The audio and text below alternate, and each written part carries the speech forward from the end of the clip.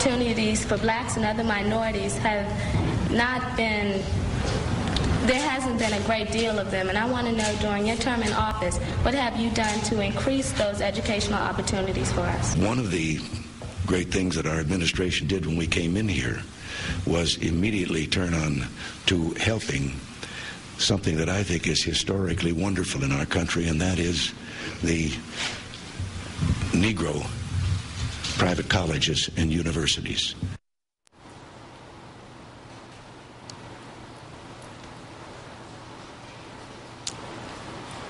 Imagine being that girl listening to your president answer that way. That was President Ronald Reagan in the last months of his presidency, embarrassingly using terminology from the imagined presidency of Strom Thurmond while addressing school children back in 1988, more than 20 years ago. Not a lot of hue and cry about indoctrination surrounded the great communicator's extra cringy schoolhouse appearance. And yet when it was announced this year that President Obama would give his stay-in-school pep talk, the right this year went directly off the kook end. People are yanking their kids out of school for Obama's unprecedented speech addressing pre-K through 6th grade children. It's historic in the sense that it's unprecedented. They do this type of thing in North Korea and the former Soviet Union. Not only was President Obama's speech not actually unprecedented, it wasn't North Korean, and it wasn't a whole series of other horrible, threatening things it was apparently supposed to be. It smacks of a really underhanded attempt to influence the way these young people think about issues beyond just doing well in school. Right, an underhanded attempt to influence these young people by saying, I'm calling on each of you to set your own goals for your education and do everything you can to meet them. Your goal can be something as simple as doing all your homework, paying attention in class, or spending some time each day reading a book. Ooh. This is not merely a morale-boosting speech that he's giving. Yes, there's secretly much more than morale boosting going on when Barack Obama says, every single one of you has something that you're good at. This is what Chairman Mao did, Laura. Oh, my God. This is like Max Headroom. This is going into every single classroom. This is what Chairman Mao did. This is Max Headroom. Why? You know, when Genghis Khan spoke to Mongolian school kids, that's exactly what he told them. He said, where you are right now doesn't have to determine where you'll end up. No one's written your destiny for you, because here in America, you write your own destiny. You make your own future.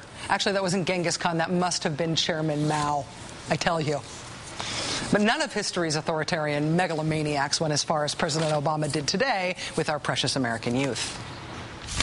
I hope all of you are washing your hands a lot and that you stay home from school when you don't feel well so we can keep people from getting the flu this fall and winter. What kind of power-hungry, subversive, fascist, communist bad guy would have our children wash their hands a lot? It's a good thing that we saw this coming. Joining us now is Mark McKinnon, former advisor to President George W. Bush and Senator John McCain. He's now president of Public Strategies and a contributor to the Daily Beast. Mr. McKinnon, thanks very much for coming back on the show. It's good to see you. Hey, thanks, Rachel. You know, I'm running point out here on the partisan patrol, and I just had to blow the whistle today on the Daily Beast. It's just, it's insane when, you know, a United States president can't deliver a simple speech to the students of this country without everybody going absolutely berserk. And, you know, I think it's bad for the country, but I also think it's bad for the Republican Party. It makes us out to be incredibly partisan and out of touch. And I think that if anybody actually saw that speech today, they'd recognize that this is great for the kids of this country. Well, you know, some of the people who had called the speech indoctrination said after they saw the text of it, hey, that's sort of a good speech. I'm thinking specifically of the chairman of the Florida Republican Party, who had been very outspoken about this. I wonder if there is a political cost for being seen to have sort of a Chicken Little reaction, being able to say, this is going to be the end of the world, going to be the end of the world, and then it turns out to be something you actually admire. Well, that's the problem, you know, in politics today, and it's both, you know, partisans on both sides. They shoot at anything that moves, and they shoot before they actually see what they're criticizing. In this case, people like Tim Pawlenty, former governor of Minnesota, who's a early contender for the 2012 GOP nomination, who I like. He's a centrist and a reformer, and I was just shocked to see him jump out immediately. He questioned the content before he saw it. He questioned the president's motives, and he said that the speech was uninvited. Well, how many speeches are invited by the President of the United States? This was a great opportunity for the kids of the country. And so I was very happy to see the First Lady, former First Lady Laura Bush, come out today and strongly support the President. So there are moderate, reasonable voices out there who recognize that this is good. But, listen, I think that imagine if JFK had done this speech or Dwight Eisenhower. We never would have seen this. So it's a product of our current age. Even Ronald Reagan gave the speech. George H.W. Bush gave a speech, although his officials got hauled before a congressional committee for spending $26,000. So I'm sure now Republicans will find out how much Obama spent on this. But it's really a product of our time, and it's very sad. Do you feel like this is just an example of reflexive attack mode that you can sort of just attribute to the individual people who made these attacks? Or do you think that there's something going on in terms of the standards for what counts as an appropriate political attack, what counts as a smart political allegation right now, that there's something wrong either on the right or on both sides at this particular time? Well, I think it's reflexive, and I think it's part of the proliferation of media and cable content. And I think people like Pawlenty saw it as an opportunity to get out there quickly before he'd really been very thoughtful about it. He wanted to get points with the right, with the base, and he wanted to get on TV. And the way to do that was to jump out there early, and that's the way you get on today.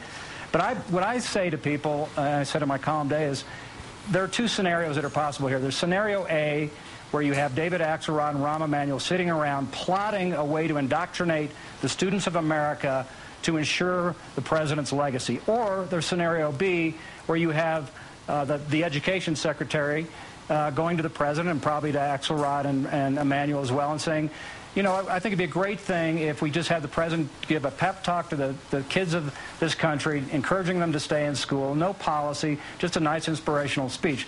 So you either believe A or B, and unfortunately, because I heard from a lot of them, a lot of people actually believe scenario A.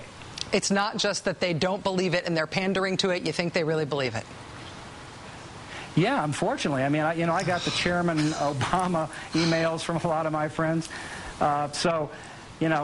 God forbid if the president goes out there and proposes a speech to the Girl Scouts and Boy Scouts of America. Yeah, well, I am much happier believing craven than I am believing dumb, or gullible, because I don't like to think of my fellow Americans as dumb and gullible. I prefer to think of us as being taken advantage of by unsavory characters from time to time, and at least those people we can make fun of. Your analysis is much darker, Mark. Well, the other thing that I've mentioned, too, is that, I think if President Bush had tried to do a similar speech, I'm sure that there would have been a similar criticism from the left. So, I just would encourage moderation and judgment from both sides of the aisle when it comes to something as simple as a presidential address to the school children of America. Mark McKinnon, former advisor to President George W. Bush and Senator John McCain. It's always great to have you on the show. Thanks for joining us, Mark. Thanks, Rachel. Happy anniversary. Thank you.